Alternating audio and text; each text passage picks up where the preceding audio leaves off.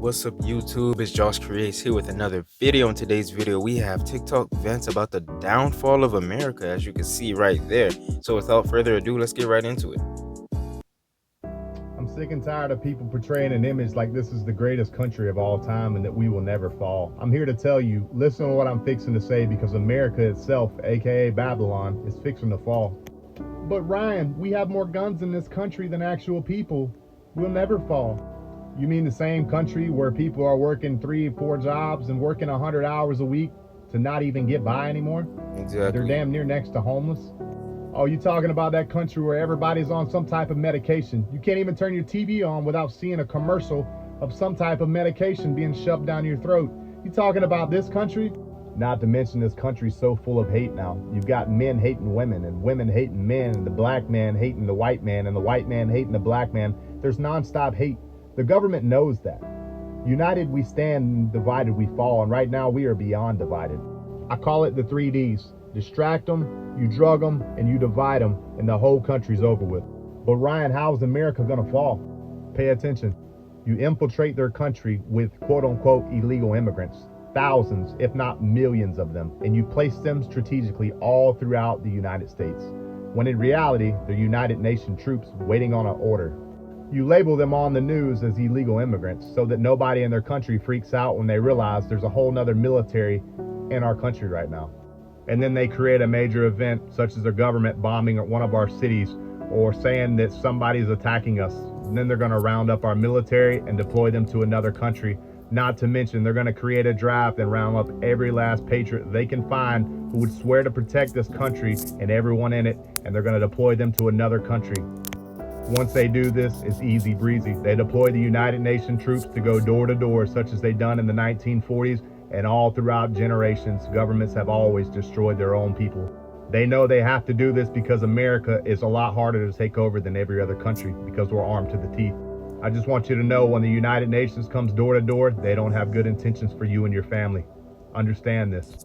They will tell you, come with us. We're here to take you to a safe place and your family to a safe place, such as they did in the 1940s with the Jews. They told them at first, get on the train, we're taking your family to a nice camp. But nobody knew that they were like sheep going to a slaughterhouse. The stage is being set, folks, for the Antichrist to rise. This is all biblical. We're in the last days, and war is coming here on this soil. And be ready to defend your family, and most of all, be in the Bible. Stay away from worldly things. Don't get caught up in worldly things.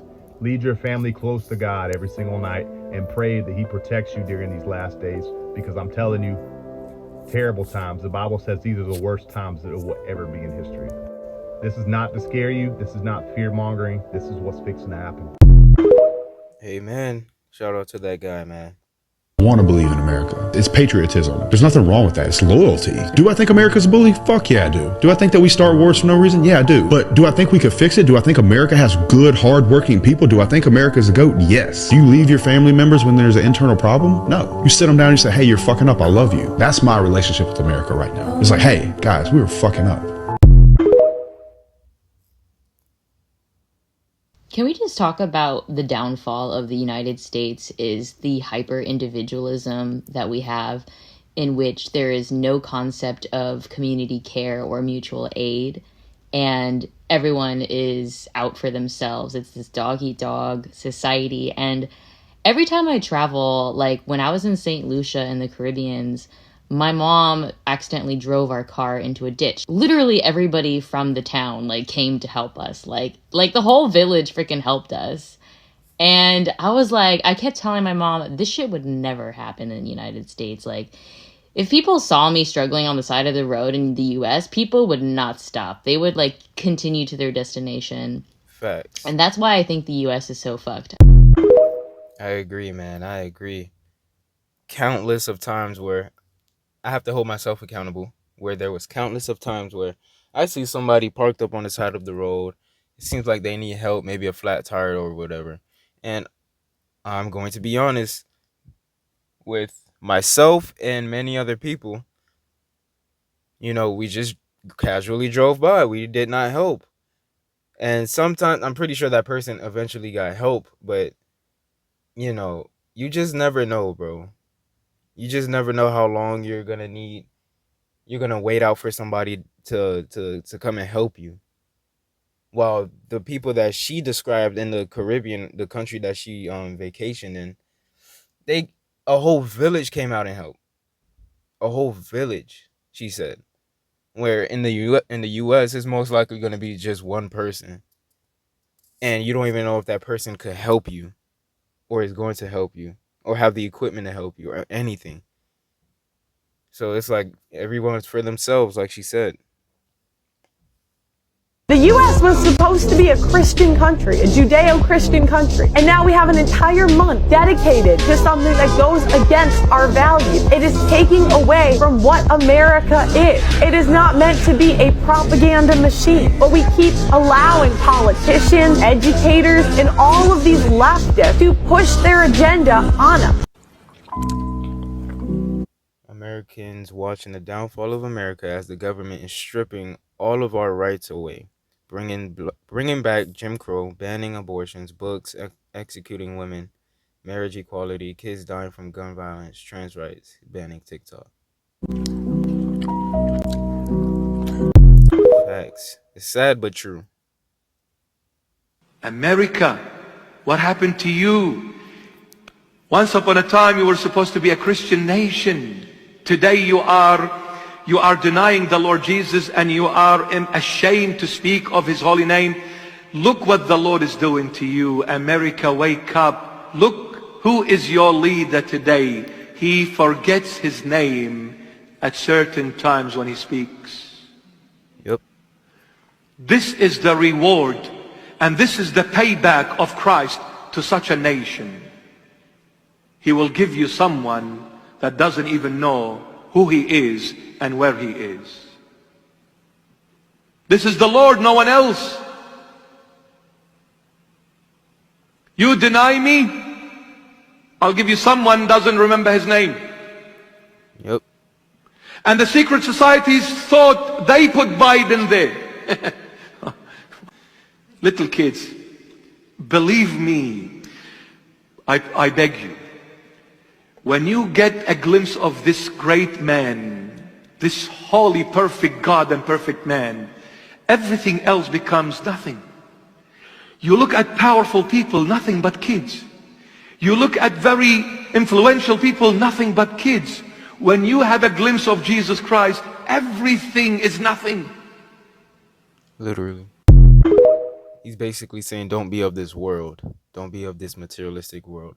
I always tell people, like, yo, when you have that come to Jesus moment or that realization in your life, you would want to change your life so quick, so fast.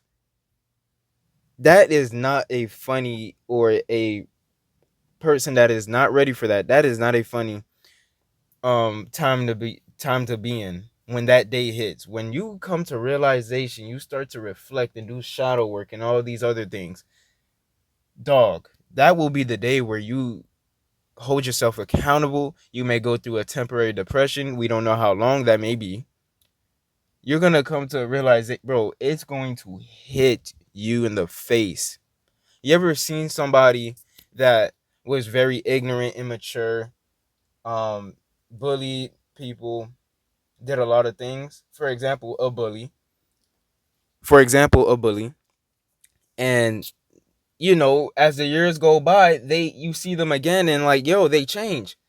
There's some videos on YouTube where a bully sees his old classmates and apologizes for the things that he did. Why? Because he had that come to Jesus realization. He realized like his wrongdoings in the past and was like, yo, man, no, he was really ashamed. He reflected on his past. He reflected on the things that he did.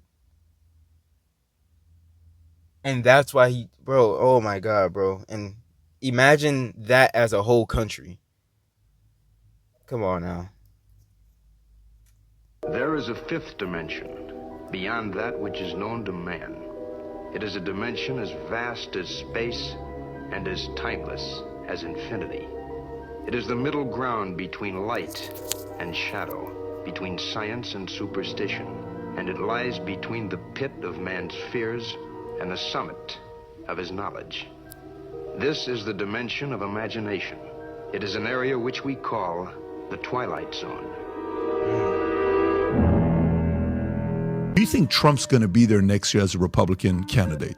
I don't think we'll ever get to the 2024 election. I think things are going to implode in Washington before then. I think our economic financial condition is fragile. It's going to come home to roost in ugly ways. I will tell you, I don't know exactly how it will happen. I think we're going to end up in a situation where we find out the banks are closed for 2 or 3 weeks and nobody can get into them. You think so? I think we're going to run into something like that, yeah. I also think that the levels of violence and criminality in our cities is so high that it's going to spill over into other places in society. People that normally think they can live remote from the problem are now beginning to be touched by the problem. Then I look at this thing in Ukraine. I think Ukraine is going to lose catastrophically. It's going to be a complete collapse. And that too is going to have an effect here at home because people are going to say, well, wait a minute. Everybody told us Ukraine was winning. Everybody told us X, Y, and Z. I mean, it's sort of the Russian hoax on steroids. All of those things are going to come together or converge in some way that's going to prevent us from reaching, the status quo. Oh, another election. Oh, another set of campaigns and so forth. So what you're saying to me is eminently plausible because I don't think Biden will make it through the year. I think he'll be. Oh, you heard that last part. I don't want to hear any more of these lies about reckless spending. We're changing people's lives. But check this out. The U.S. Congress recently passed a spending bill authorizing checks to be cut to the tune of 1.7 trillion U.S. dollars. That's more than 2 trillion Australian dollar dues to keep the U.S. government going.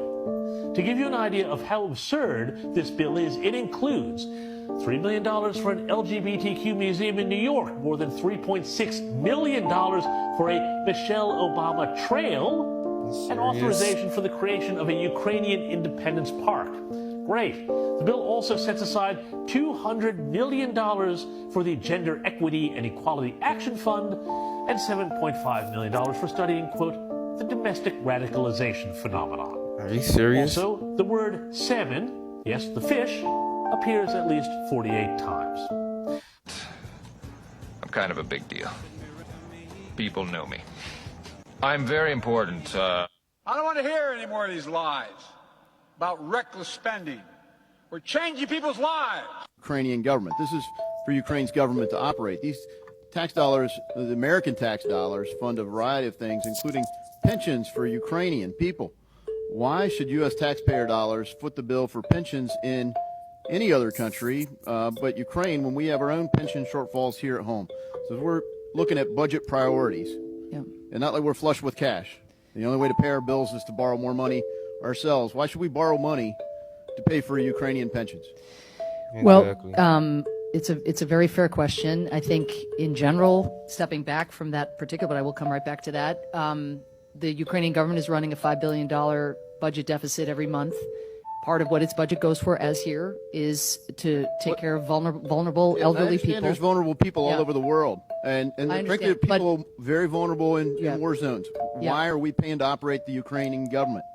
Well, we are the world's largest humanitarian donor, well and apart from Ukraine. So we are invested in helping vulnerable people. That's part of what the United States does around the world. I think that's a lot of money that we shouldn't be spending. No, we're not. We're not spending that money on pensions. It's a non-answer. No, it's not a non-answer. So let's move on. No, you're mischaracterizing what we're doing. We are not spending those sums of money on pensions. We're paying to operate I the understand government. that's a subset. We're also paying for paying for a whole lot. There's 113 billion. I didn't ask you about the other money. I asked you about the money we're paying to operate Ukraine. Terrible. Seems like nothing can be done. Nothing can be done. Not by you, or by you watching at home, at work, or wherever. But if we put our faith into Congress that they will stick to their duty to serve the American people, to put our country above party loyalty, we will come out a stronger and more prosperous nation.